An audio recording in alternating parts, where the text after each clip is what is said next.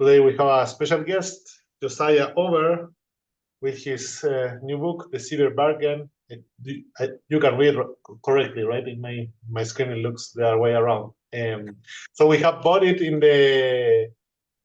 the library of the university. We have it here. You can see it with the sticker of the Galetovic webinar. So anyone who wants to read the book, you're invited. We're very fortunate to have him. Now we have a crisis in democracy, right? And we have the majority of books being very pessimistic, to say the least, and thinking how democracy will die. But now we have a guest is a Stanford professor. He's an expert on Athenian democracy, I guess is the term. Josiah Ober, who brings us a different perspective. As you might see, the part of the title of the book talks about how democracy survives. So I guess it's a more positive turn of events. He will present us his book for around 30 to 40 minutes. Then we have Rodrigo Correa, who is a professor of law, constitutional expert, and you all know him. And we will discuss the book for about 10 to 15 minutes, and then we open the floor for anyone who wants to ask questions. So thank you, Josiah, for being here. It's an honor for us. So you can go ahead. Thank you. Well, thank you very much, Bernardo, Rodrigo. Very honored to be here. And my apologies for having to address you in English. My Spanish is miserable. So you're much better off with me doing this in English. And I'm very interested to hear the comments of yourselves and of the audience to see if the experience that I'm going to be describing, which is based on 4 cases, but none of them from Latin America, conform to your own understanding of what's happening to democracy elsewhere. So I'll start my screen. The book, as you see, How Democracy Survives, it starts with a problem. Democracy in the USA and many places around the world is, I think it's fair to say, in trouble. The core problems are many, but they certainly include extreme political polarization. And political polarization, at least potentially, leads to politics which we can say could be understood in the terms of Carl Schmitt's friend-enemy relation. So Carl Schmitt, as probably many of you know, was a leading legal theorist in the 1930s, lived into the 1980s, a member of the Nazi Party, and increasingly an influential theorist of the way politics actually functions. Schmitt's famous way of thinking about politics was what he called the friend-enemy relation. And as John McCormack said in 1998, Carl Schmitt was a sage of the left and right in post-war Europe, fast becoming recognized as the 20th century's foremost critic of liberalism. And that turns out to be really a prescient way of thinking about Schmitt. If we see here, this is a n-gram viewer. It just shows the frequency of the name, in this case, Carl Schmitt, in only English language publications. We started in 1970 and goes up to about 2020. But you can see that in 1998, Schmitt was beginning to break out, as McCormack said, but he is much more influential now than he was when McCormack wrote his important article predicting that Schmitt was going to be the most influential or among the most influential of the 20th century. I think the 21st century he's become even more so. So what is Schmitt all about? He talked about politics in terms of theology, His political theology really was a theology of good versus evil. It leads to demands for perfection as opposed to a search for the common good. It assumes that the stakes of political contests are extremely high, and it sees politics always as a zero-sum game with winners and losers, again, friends versus enemies. So the specific political distinction to which political actions and motives can be reduced, according to Schmidt, is that between friend and enemy. These are all just a series of quotes from various of Schmidt's works. Political thought and political instinct, he said, prove themselves theoretically and practically in the ability to distinguish friend and enemy. So the points of politics are simultaneously the moments in which the enemy is in concrete clarity recognized as the enemy.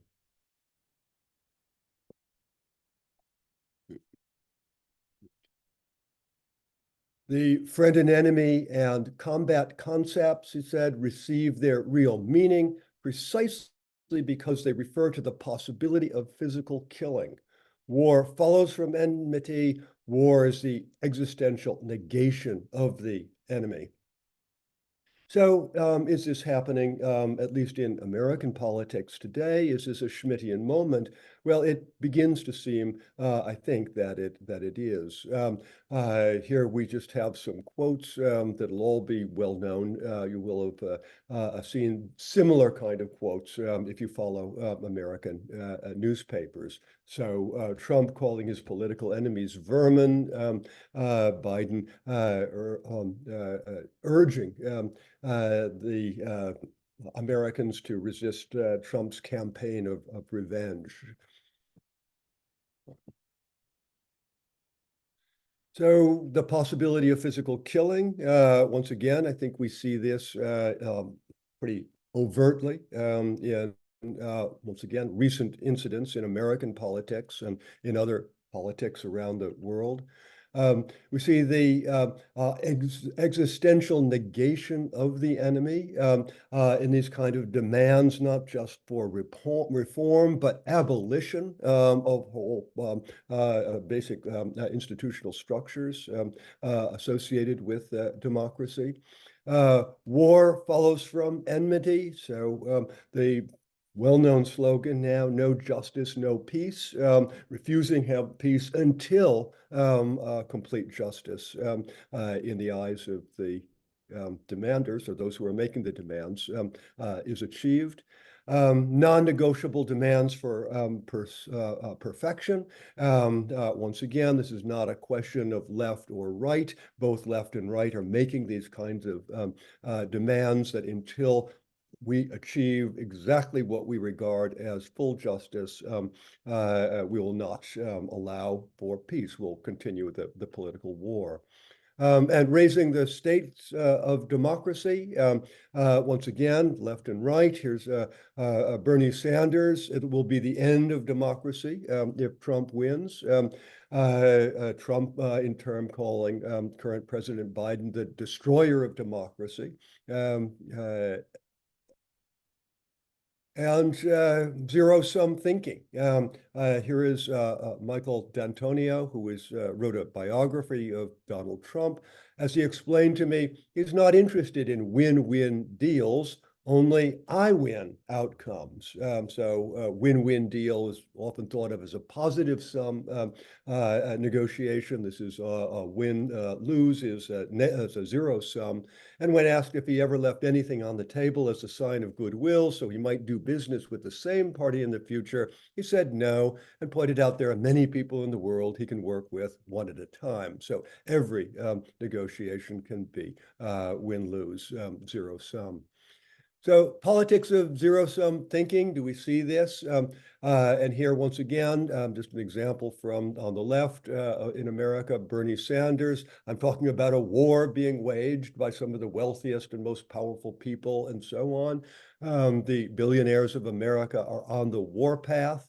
and from Donald Trump. Mexican immigrants are taking our jobs, our manufacturing jobs. They're killing us. So once again, this language of war, this language of enmity, and actual killing. Well, all of this explains how democracies die. And the question then, I think, certainly became for my co-author, Brooke Manville, and myself, how democracy survives, how it does so for a long time, at least when and if it does. So long-lasting, successful democracies are not, so we argue, predicated on a politics of friends versus enemies or on zero-sum contests between hostile factions or on a paradigm of war, but rather on bargaining. Some of you will recognize the standard, a simple model of the standard John Nash bargaining solution for which Nash got the Nobel Prize in economics. So our method is not to do formal economic modeling as Nash did, but rather to look at historical case studies. We look at ancient Athens, Republican Rome, the Britain, and the USA. In many ways, and in very obvious ways, these are very different cases. These are very different histories. But we argue in the book that there's a similar pattern of long-term political development, and paying attention to this basic pattern will help us understand something important about democracy, especially how democracy emerges and how it survives in the long run, once again, when it does.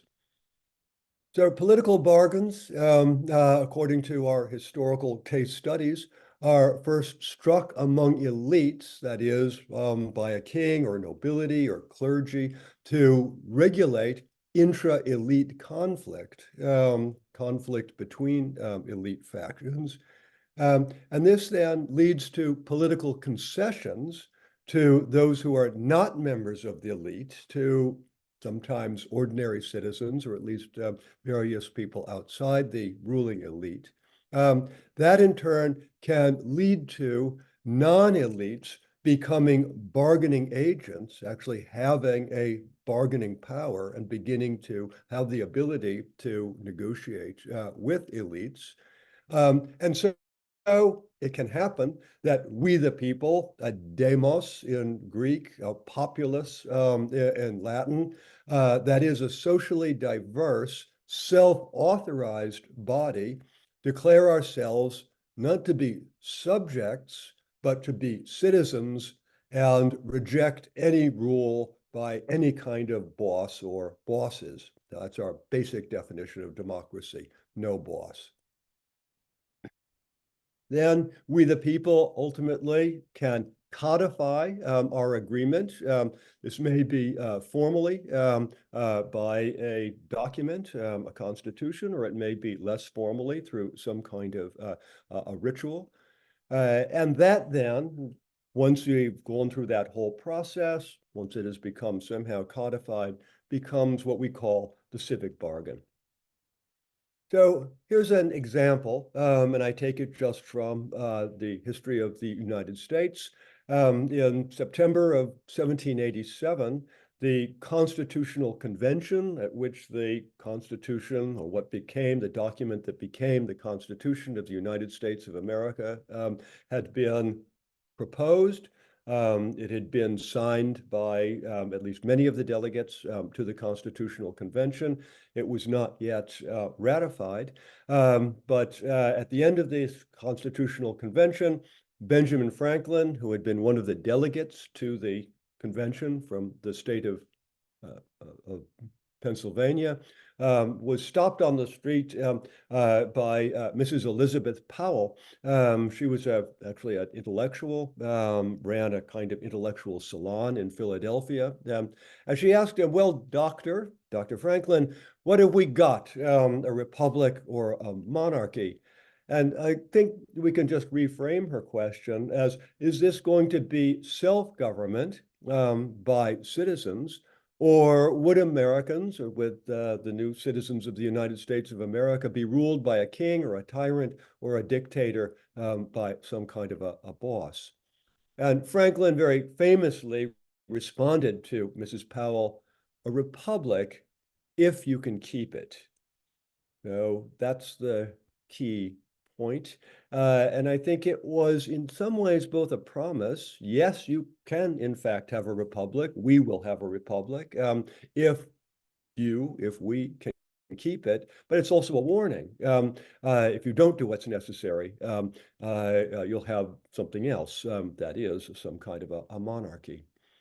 So in a rather less famous moment from Benjamin Franklin at the Constitutional Convention, this is just at the very end of the convention. The document was on the table. The final set of speeches was being made. And Franklin meant to give this speech. He was by then too frail. It had to be done by his fellow delegate, actually delivered orally by his fellow delegate from Pennsylvania. But Franklin wrote this out.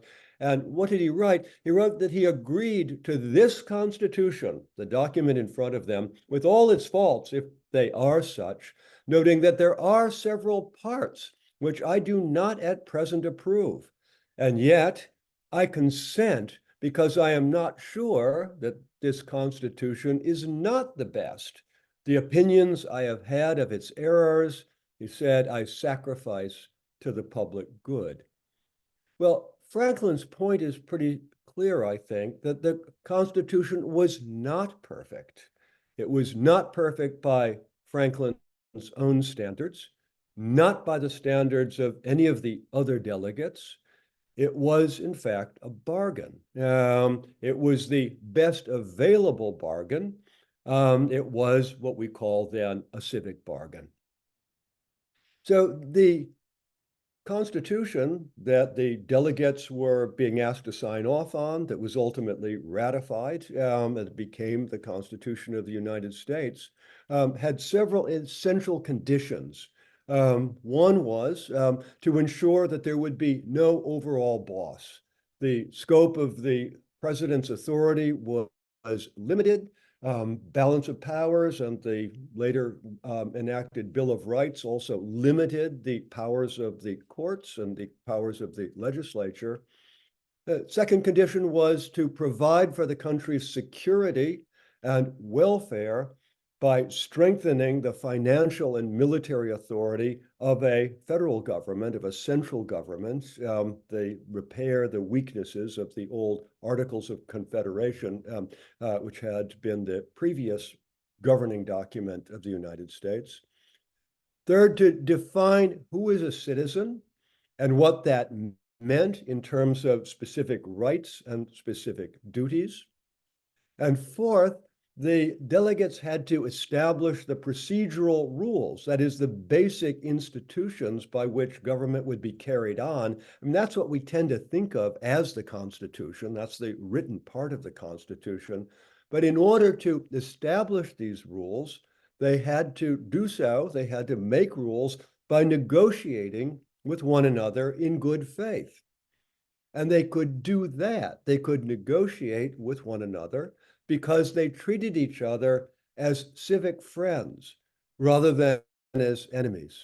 That is, despite their very deep differences of opinion about fundamental matters, they did not treat each other as friends to be destroyed, but rather as sharers in a common enterprise, not the kind of friends that you might find as the friends you'd like to go out and have a coffee with, but as civic friends.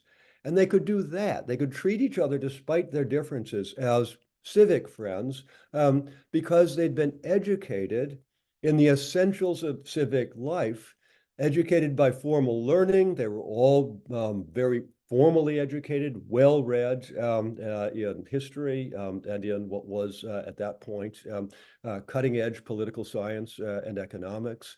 By history, they had read. By their own experience, they had all had experience of state governments. and by one another, by the debates that they were carrying out, the arguments that they had been making at the Constitutional Convention itself. So these then we boil down to what we call the 7 necessary conditions for democracy. If you have conditions, you can keep a democracy. We argue if you can't, you'll have a very difficult time doing so. So the 7 conditions: just no boss. We have no boss. We, the citizens, accept one another. We maintain security and welfare. We define citizenship. We have citizen-led institutions. That is, we vote for representatives, or we make decisions ourselves through referendum. We do all of this by good faith negotiation under the banner of civic education and through civic education. So our 4 cases are ancient Athens, Republican Rome, Britain, and the USA. What we argue for in the book are basically 6 things. First, that getting and keeping security and welfare, that's second condition, does not require a boss. So in this case, we just reject the argument that Thomas Hobbes made in Leviathan, that in order to have security, in order to have welfare, you must have a boss of some sort, either a monarch or, for that matter, a monarch like Demos. And here we can show that Athens, Rome, the USA all developed into powerful and wealthy societies without turning over authority to an all-powerful ruler. In Britain, the parliament and rule of law constrained the power of the monarch. So you had a constitutional monarch, not a true boss. Second, we argue that republic and democracy are compatible terms. James Madison famously argued that they were not, that what the United States was a republic, not a democracy. But in fact, if we look at Athens, which is the model ancient democracy, we look at Rome, the model ancient republic, we see that they actually have some similar features. Both combine direct voting on policy by citizen assemblies with representative councils. Happy to talk about how that works in the Q&A if anyone's interested. Both of these, Athens and Rome, developed detailed legal systems that constrain popular decision-making. Those are supposed to be all features of republics or democracies. Athens and Rome both have both of these. We argue that organized political parties are not essential features of democratic republics, common to all modern democracies, but formal political parties were unknown in ancient Athens and in Republican Rome. The U.S. Constitution never mentions political parties, and the first U.S. political parties came after the whole constitutional era. In fact, the delegates to the Constitution or the convention were shocked by the emergence of formal parties, although ultimately they got involved in building them. So we argue that democracy requires respect for fundamental rights, including the freedom of conscience, freedom of speech, freedom of assembly, but also that every right comes with corresponding duties on the part of citizens who must defend that right, and that defending rights is costly in terms of time and energy and resources. And that means that new rights must not be created casually, because multiplying rights, if you have too many rights, if there are too many demands on the citizens, if citizens have ever-increasing duties, then ultimately this may degrade the defense of rights that are necessary for democracy. Citizens may just give up on their duties, may say, there's too much, I can't do any of it, and therefore they cease to take on the duties that are necessary if they want to avoid the rule of a boss. Well, fifth, we argue that a civic bargain among citizens is always preceded by political bargains between elites and non-elites. So, for example, in Athens, the lawgiver Solon negotiated a bargain between very wealthy landowners and poor citizens who had been falling into debt slavery. This didn't bring democracy about immediately, but it does pave the way for democracy to emerge a century later. In Rome, the famous struggle of the orders was a series of bargains between elite patricians, that is, those who held really all political power based on their claims of being from particular families, and non-elite plebeians. In Britain, Magna Carta, one of many bargains between monarchs and barons and church leaders and townsmen, all of these political bargains that antedate ultimate civic bargain. And sixth, we argue that increasing scale is the greatest opportunity and indeed the greatest challenge faced by democracy. Scale comes with the growth in total numbers of people who are included in the citizen body, and it comes with the increased diversity of those who are in the citizen body. So here we have racial diversity, which is just a proxy for all of the various sorts of diversity that a citizen body can entail.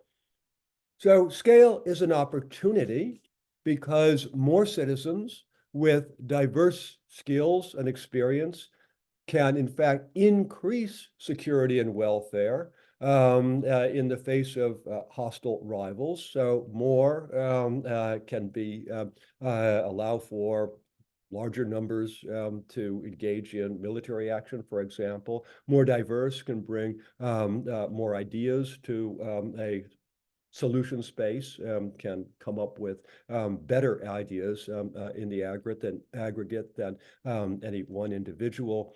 But scale is also a challenge because more citizens with diverse interests and preferences can make good faith bargaining and civic friendship more difficult. It's hard to find the negotiated bargain when you have more more people and more diverse people arguing for their particular the particular interests that they see as essential.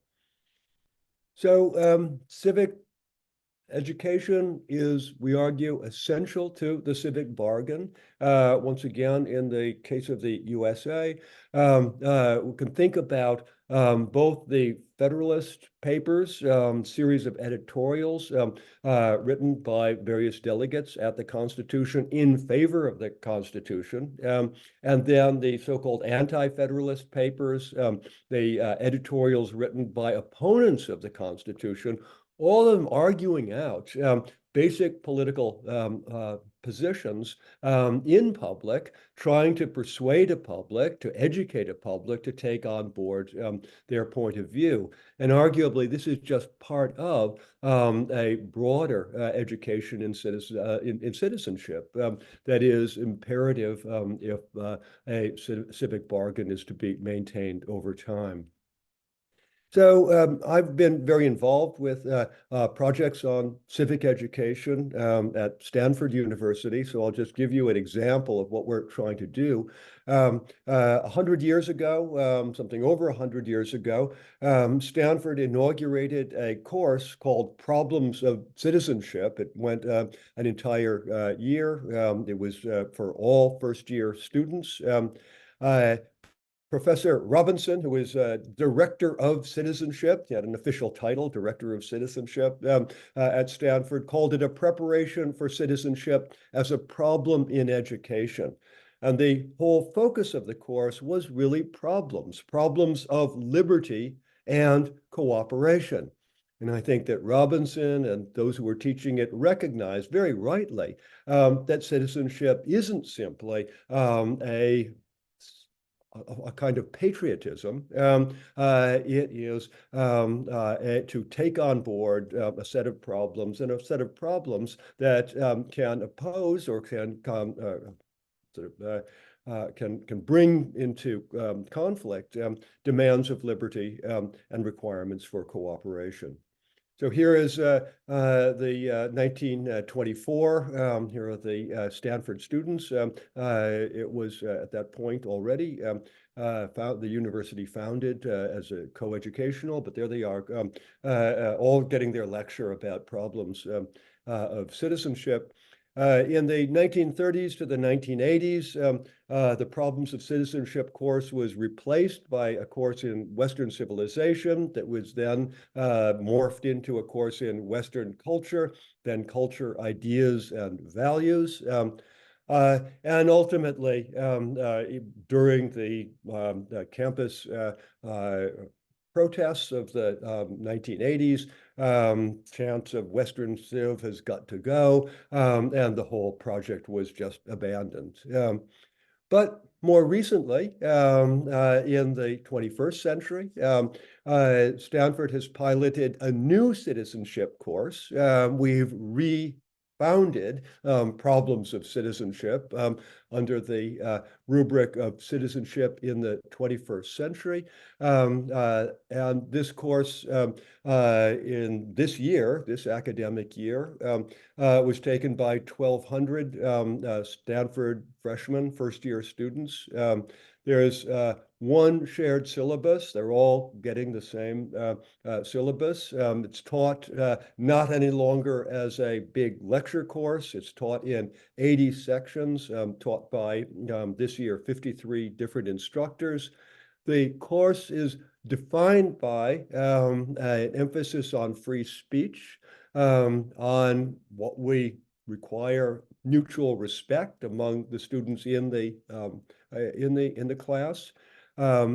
We emphasize viewpoint diversity. That is that there are genuinely different approaches to various really deep value questions among students in the class and among other people working to make things work in a democracy.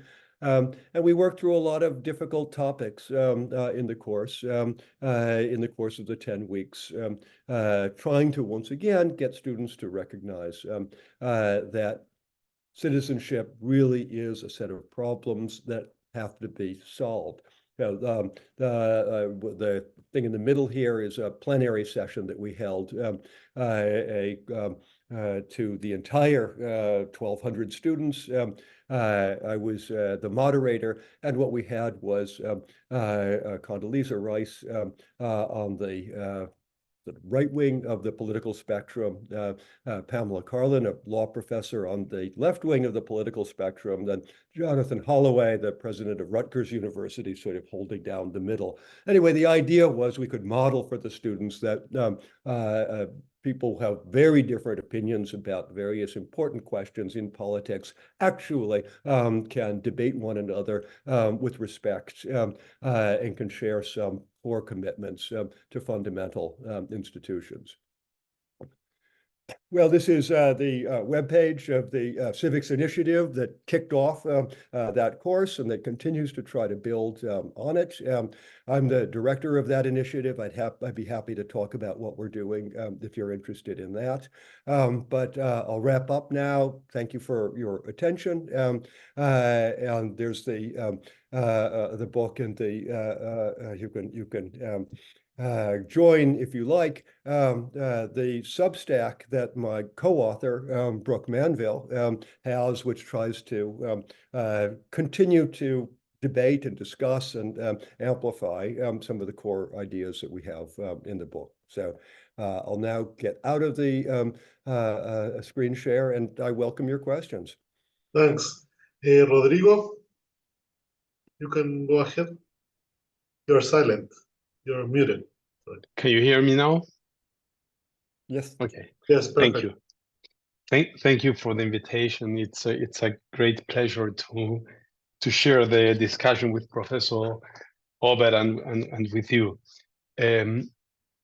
Professors Manville and Ober's book is motivated, as I see it, by their commitment to democracy and by their acknowledgement that democracies can die, and that in the United States in particular, democracy is under threat. They invite us to a historical journey in search of lessons that we could apply to save democracy. They focus on four democratic experiences: democratic Athens, Republican Rome, British parliamentary democracy, and the United States. They claim to have found some answers in history. They teach us that democratic institutions can only be successfully built upon certain social and political conditions. Though Melville and Ober do not deny the importance of formal institutional frameworks of democracy, they are convinced that identifying and procuring those conditions without which no such framework can survive has priority. It is thus with those conditions, that they are engaged in this book. The strategy is also supported by a particular diagnosis of today's threat on democracy. The authors do not think its cause is to be found in some defect in the legal institutional framework that could be repaired with good constitutional engineering. The authors claim to have identified various social and political conditions that lead to democracy. Critical is their claim that democracy necessarily rests on what they call a civic bargain. In essence, that bargain is a move agreed upon by all participants on the negotiating table. They do not conceive this move hypothetically, as in traditional social contract theory, but historically. Democracy has always arisen as a transition from one historical situation in which some group was disadvantaged to an arrangement in which that group is better off. Ideally, this move would be Pareto optimal, though not necessarily so.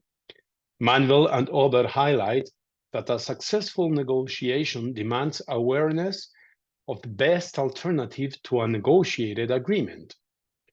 I take it that if that best alternative is a civil war, in which the better off risk losing most of their privileges, a non-Pareto optimal bargain may well serve as the foundation of democracy. Those better well off may be willing to give some of their privileges to avoid civil war. It is central to the authors that actual democracies, either historical or present, need not be grounded on justice. Indeed, though they do not put it in these words, and they might object me doing so, it seems to me that they think of justice as a potential burden to democracy. Not in the sense that just institutions may undermine democracy, not at all, but rather in the sense that a zealous commitment to justice may undermine the chances of reaching the democratic bargain needed for democracy. In other words, democracy is not achieved by seeking justice, but by securing a negotiated agreement better than the best alternatives. This civil bargain cannot be obtained without a disposition to negotiate in good faith. Such disposition, in turn, will hardly exist unless civic friendship is widespread. And this friendship is buttressed by civic education, by which the authors do not only mean formal schooling. I find it difficult to disagree with the authors. Actually, if we think in the recent Chilean constitutional efforts in constitutional making, it seems to me that their failure somehow confirms the thesis that the authors are defending. They were driven by a strong zeal for justice, for vindicting the rights of certain groups. There was a lot of identity politics to which the authors are very critical. And all that made it impossible to reach an agreement that could be acceptable to all sides involved or present in the negotiating table, which meant all citizens that would vote in what we call the exit referendums. So the bargain was rejected by the people. Yet, notwithstanding my essential agreement with the authors, I must confess that reading the book did not produce in me the feeling of comfort that normally comes with finding oneself in agreement with people that have long studied the subject matter at stake. My uneasiness comes, I think, from the high level of abstraction of their argument. I find it hard to identify who are they arguing against. This abstraction occurs in two dimensions. The first is in their definition of democracy as no boss. Such definition allows Manville and Ober to justify erasing the distinction between democracy and republics, or between direct democracy and representative democracy. And this, in turn, allows them treating democratic Athens, Republican Rome, British parliamentary democracy, and United States government as four instances of democracies. I think concepts are conventions, and conceptual conventions may change according to the purpose in mind. So I can live with that first abstraction, even though I find it a risky one, maybe for reasons that I will come back later. What really left me unsatisfied was the author's cursory discussion in the last chapter of the book of how the civic bargain could be renewed in the United States. This is important because the authors explicitly claim that they are arguing against a certain fatalism, pessimism, they call it, that predicates the inevitable death of democracy, even in the United States. If the civic bargain on which democracy once stood has worn out, history teaches us, they tell us, that it may be saved by renewing that bargain. But what does it take to do so? I take it that one should first characterize the situation. What's at stake? Which are the relevant groups? What are they giving and what are they getting from the current arrangement? What's their best alternative in case the civic bargain is not renewed? And what are the imaginable bargains that could be considered? I did not find much in answer to these questions in the book. I hope the authors will address them in a future book and maybe can anticipate some of the thoughts today. There is one interesting point. They advance three claims that they acknowledge may be controversial. I already referred to one of them, which is the equivalence of democracy and republicanism. As I say, I don't take issue with that, not directly at least. Second, the place of human rights in a democracy. And Josiah said something about that just now. Actually, I agree with him completely on that. The argument, as I understood it, is that there is a tension between human rights and democracy. And if you expand human rights, somehow you reduce the space for democracy. Something like that also, we saw also in the constitutional effort in Chile. The effort of expanding rights was eventually rejected because it went too much into the ordinary political strife. But there's a third thing that also Josiah mentioned it now, and they claim that political parties are not necessary. That's of course true historically, and that's all they claim as far as I understand. But somehow I expected that they would come back to that point, and they don't. And for the following reason.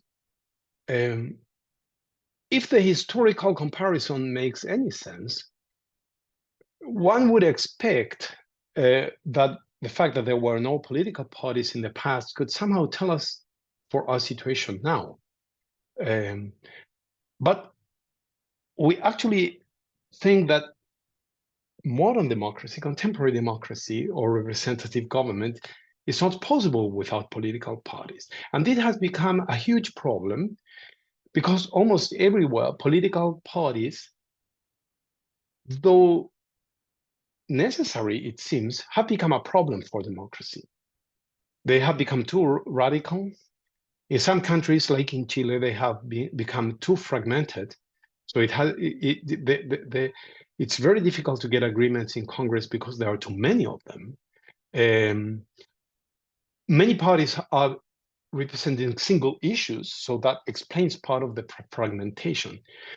And I thought it would be extremely interesting to read whether it could be possible to have present democracy without political parties and how it would look like. But I don't see that in the book either. So I invite Joshua, if he has some thoughts about it, to advance them. Finally, they do say quite a lot in the last chapter about civic education. But what I miss, though, is some reflection or look at the social conditions that have made civic educations extremely difficult, and how could they be bridged? And I think, for example, in the work of Professor Markovits at Yale, who thinks that education, particularly in the United States, has become part of the problem. The culture war, it seems, in a way, it's a war between the college-educated elite and the rest of the people, so that better or more elite education might not solve the problem, maybe can even deepen the problem. So I would be happy to hear a bit more about that. And there's one final comment. I completely agree, even though I'm a lawyer, but I try to avoid the lawyerly deformation that it's typical of lawyers. I do agree completely with them that the problems of democracy are not primarily institutional problems. But that poses a question, and it's the following: to what extent, if they are not formal problems, they could be tackled from the public sphere, or we should just expect that spontaneously they get solved? And I could not but think in Professor Birkenfelder's, a very famous German professor, dictum. And he wrote, "The liberal, secularized state is sustained by conditions it cannot itself guarantee. That is the great gamble it has made for the sake of liberty." And I'm not sure I have found anything in the book that will show Mr. Birkenfelder wrong. Thank you. Thanks, Rodrigo. Josiah, you can reply to Rodrigo if you want. I will collect questions in the chat, or if someone wants to raise their hand. And if you want to do your question in Spanish, you can do it and I'll translate it, okay? So if you want to react to what Rodrigo said. Yes, I'll be very, very, very brief, and I want to thank you, Rodrigo, for really excellent points. Both, I'm glad that you found some value in the book, and you've put your finger on some of the really difficult issues that we don't have great solutions for. So let me just say a couple of things about political parties and about civic education, because those were particularly problematic for you. So one of the things to think about, at least that I've been thinking about recently, I'm at the moment on a visiting professorship in Oxford. So I've been thinking about British political parties a lot. If you think historically, the British political party is the model for political parties that at least political theorists in the US, and I think in much of the world, have sort of taken as the standard of the political party. If you look at the classic works by Schachtschneider, Schumpeter, and others in the mid-20th century, so really defined in many ways the way at least American theorists think about parties.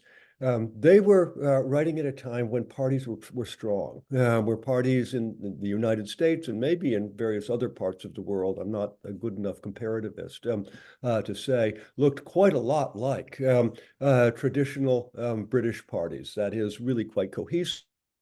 Strong leadership, clear membership, actual party platforms that were quite worked out, and once again that voters could have a pretty clear idea of what they were voting for. I think the big problem we see, at least among the problems we see in the United States now, and I think this may be true across various other countries, is that political parties are no longer anything like the standard model of the British political parties. In some cases, we have really parties becoming very weak compared to there's no really sort of real party apparatus. We've seen recently in the US, the parties are really have sort of no real internal ideological coherence. And in places like Chile, you have the multiplication of parties.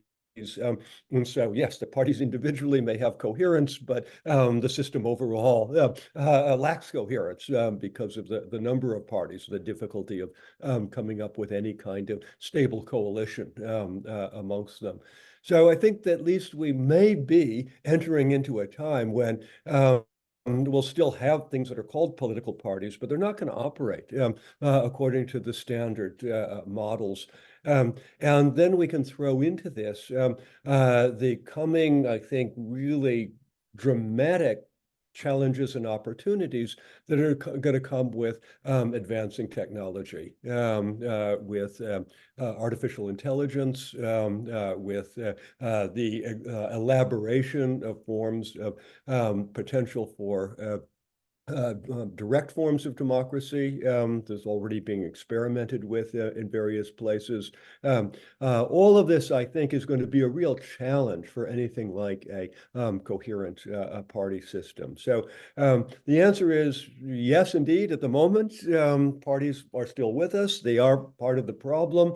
But I think the future is going to look very different. And I don't know how. I can't predict it, but I think it is going to be a real problem. And thinking outside of a world in which we have this kind of standard British model of what a political party is might be of such of value. Once again, this is very high end, they're very abstract, but I think at least it's a beginning for getting ready for a world that is going to look quite different. And civic education, yes, indeed, civic education has to be outside of the universities. I focused at the end of the lecture on what we're doing at Stanford, just because that's where I live. And that's where I feel I can have some impact.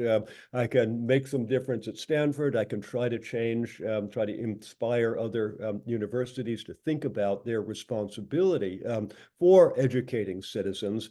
And part of that education is to get people who are at universities, and especially at elite universities like Stanford, get the students to recognize they aren't the masters of the universe. They aren't the be-all and end-all. There are many people who are very different from themselves in their experiences, in their basic conceptions of justice. And that's been, I think, the great shock of the Trump phenomenon, is that elite Americans suddenly realized, gosh, all of the people in the rest of the country are not just like us. They don't believe all the same things we do. And I think that's what we've got to help to educate elites to recognize that, to recognize that viewpoint diversity means actually thinking about people who don't have all of the privileges that they have. But it also means we have to really think about how education works generally at primary and secondary levels. And we have to think about how things like the internet, like social media, are in fact now fundamentally forms of education, and try to think about ways in which they could be positive forces for civic education instead of negative forces that basically turn people against the possibility of any kind of negotiated solution, any kind of civic bargain, which I worry is a real possibility. So I just conclude by saying our book was meant to be hopeful. We think it is possible for a democracy to survive. We don't think in any sense it is inevitable. We think it's a big challenge. And if we had really great solutions to pull out of the hat, we would have suggested them. But we're historians and political theorists. We thought it was at least a beginning position to put these ideas out there and let others in a democratic discussion see if where we started from leads to any positive solutions. Thanks again for your really great comment.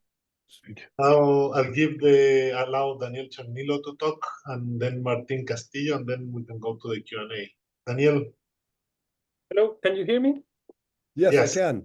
Yes, well, thank you very much, Professor Ober and Professor Correa, for the presentation and the comments. It's very illuminating. I couldn't help thinking about Barrington Moore's classical book on the social origins of democracy, on dictatorship and democracy. I have not read your book, but as I was listening to the presentation, and I guess the reason is twofold. On the one hand, is that because Moore's basic thesis is that democracies succeed when social classes enter into some kind of bargaining process that is successful. If they're successful, then some kind of parliamentary democracy will ensue. When they're not successful, if the proletariat or the land workers win, as it were, then we have communist revolutions. If the old agricultural elites or business interests win, then we have fascist regimes. So that's one of the things I was reminded of.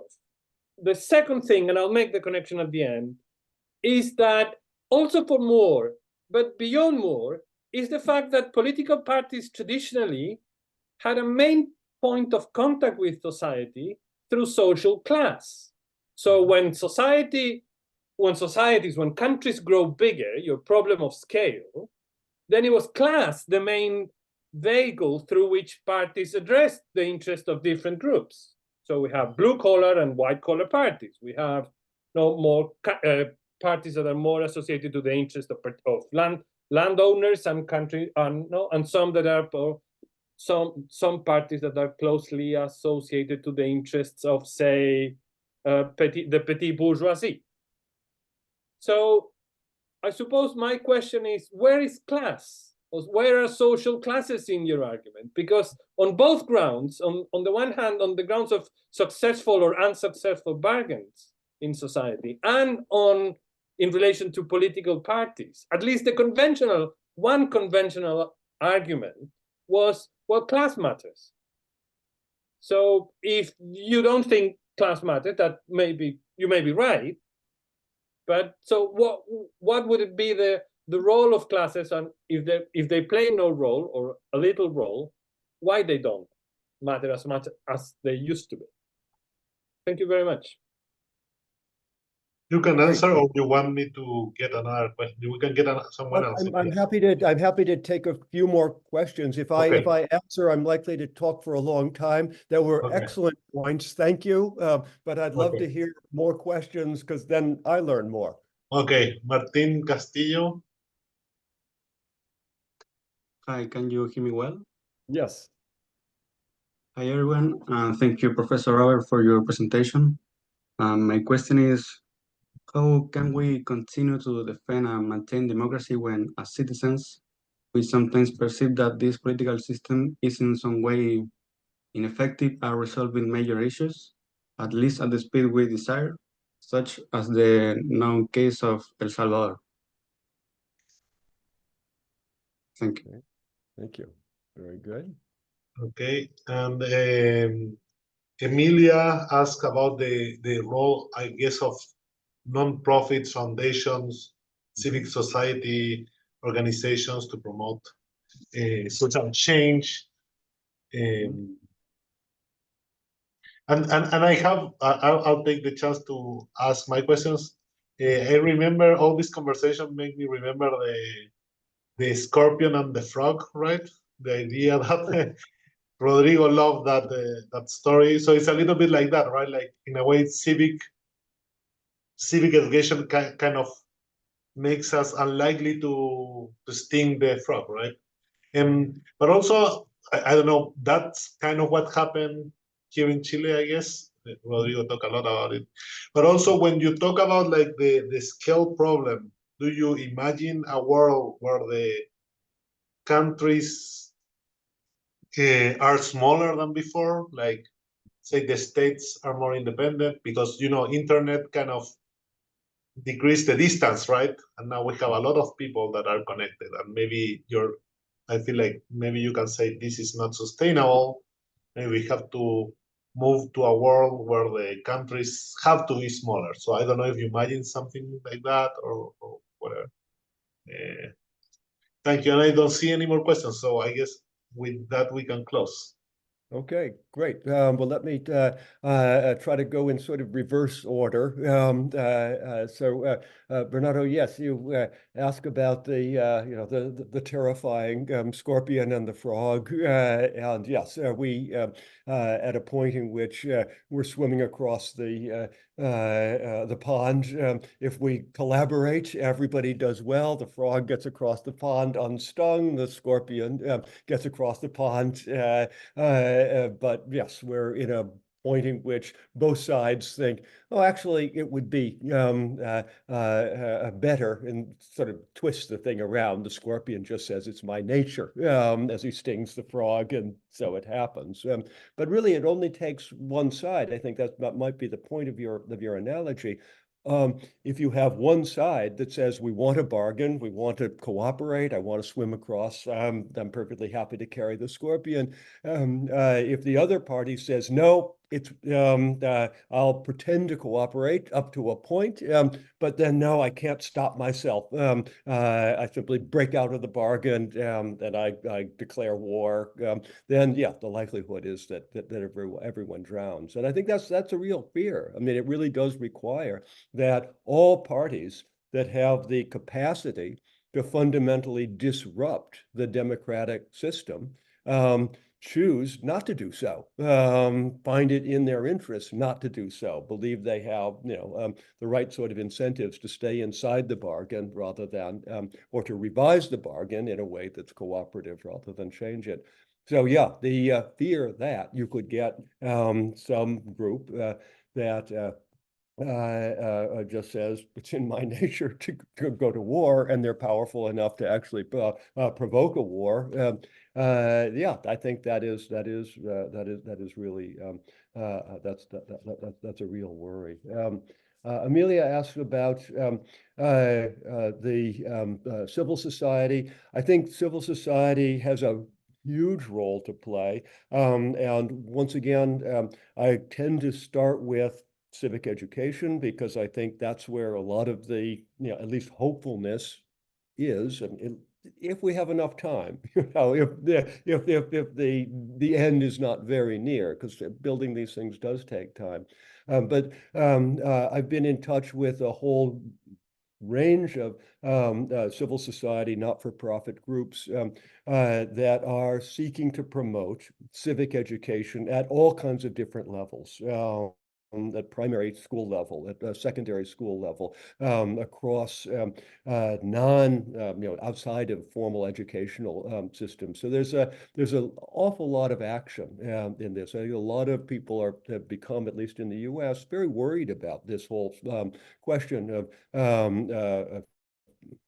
civil discourse, capacity to actually talk with each other, to understand each other, to ultimately treat each other as friends rather than enemies. And so there's a lot of work that's going on, and some of it's really effective. I mean, there are some really good results that have at least happened locally.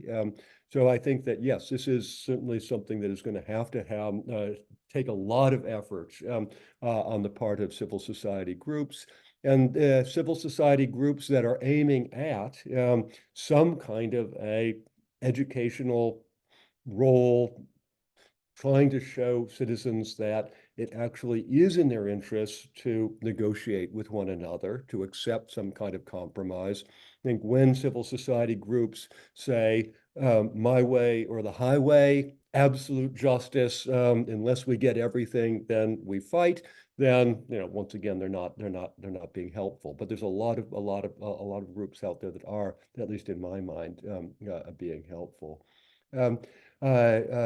Martin, I think, I believe, asked about the way in which politics can be seen as just simply a pure game of power. The only thing I'm doing here is trying to get more power for my group and use it to increase our share of whatever resources, to take all of the resources for ourselves, to impose penalties or costs on those who are losers in the political game.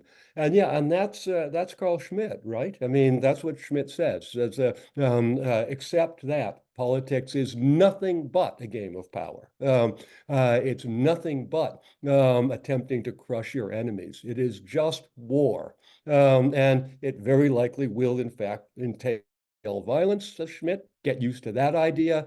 If that's true, then democracy doesn't have much chance. Really just doesn't have chance in the long run. That they think to actually believe that democracy has a chance is to believe that it is something other than a pure power game. That it actually is a recognition that there is a common interest that we, the citizenry anyway, within some bounded domain, within a country, within a state, share, that is superior to, or at least it is fundamental to, achieving the interests that we have factionally as power seekers. So my story of democracy, or our story about democracy, doesn't deny that power seeking is part of it. It does deny that power seeking is all there is. And that it does insist that we have to recognize that common goods, public goods, are fundamental to any real capacity to gain factional interests, specific interests within a peaceful domain. Yes, it certainly can become a power struggle. Maybe that's what will happen. But if that happens, then give up the idea that democracy is possible. The question of about class, I think, was it's a really important one. And indeed, class, I think, is always one of the fractures that are going to lead to the necessity of some kind of a negotiation, at least until a world emerges that is fully classless, in which nobody has more than anybody else, or nobody has much more than anybody else. Class will be one of the forms of diversity that will make it necessary and potentially difficult to achieve negotiated solutions.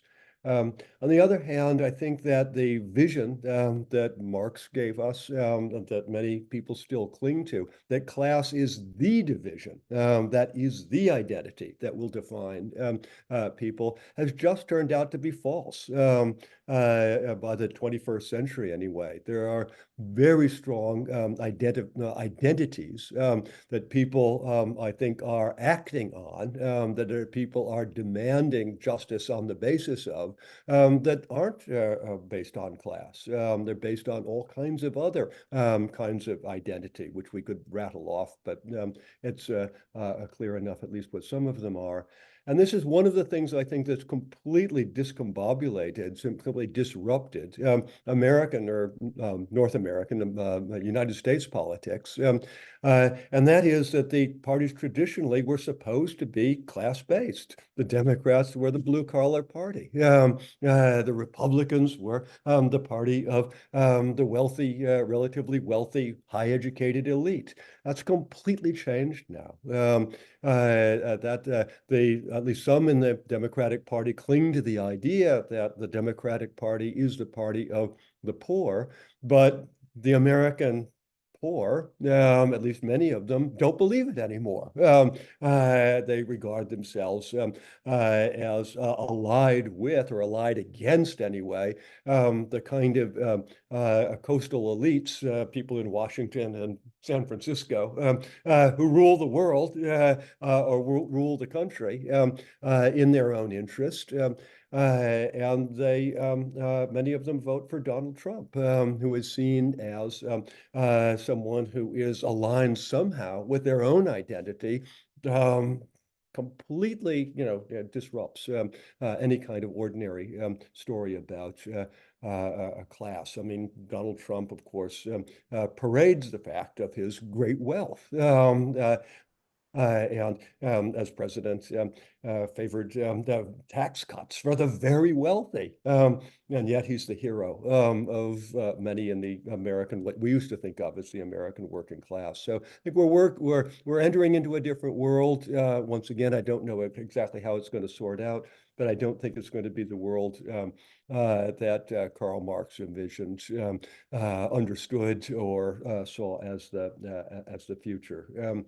Finally, Daniel, about Barrington Moore, yes, I mean, in many ways, we're sort of recapitulating some of Moore's basic arguments. We're trying to update it. We're trying to ground it in these historical cases, trying to use some more contemporary approaches to political theory. But it's really true that in many ways we go back to his fundamental notion that you either have a negotiation between